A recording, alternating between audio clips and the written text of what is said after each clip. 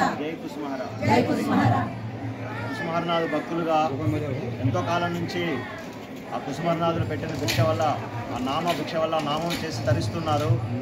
కానీ హరనాథుడు అవతరించింది ఆయన ఒక మనిషి సాటి మనిషికి ఏ విధంగా సహాయం చేయగలడో చూపించడానికి. ఆయన కాశ్మీర్ ఉద్యోగం చేసినప్పటి నుంచి, సోనంకి వచ్చినప్పటి నుంచి, బాంబే లాంటి ప్రదేశాల నుంచి బట్టలు మందులు తెచ్చి ఇక్కడ పేదవాళ్ళకి, కరువు ప్రాంతాల్లో పేదవాళ్ళకి ఇవ్వడము, మంచినీటి చెరువు అనంతకుండం తవ్వించడము.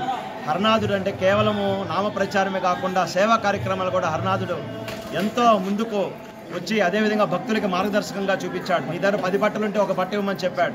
అదేవిధంగా మంచి మాటలు చెప్పమన్నాడు. ఏమి డబ్బు సహాయం చేయలేకపోతే కనీసం ఓదార్పు మాటలైనా, మంచి కోరుకునేట్లయినా ఆ హృదయంతో హరనాథుడు భక్తులందరికీ మార్గదర్శకం చూపించాడు.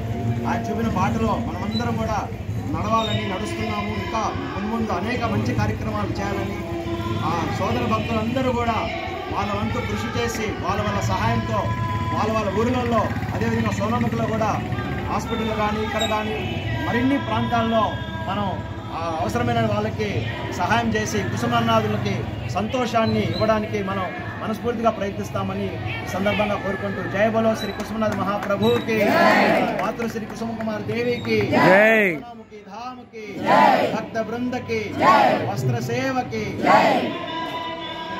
యువకి.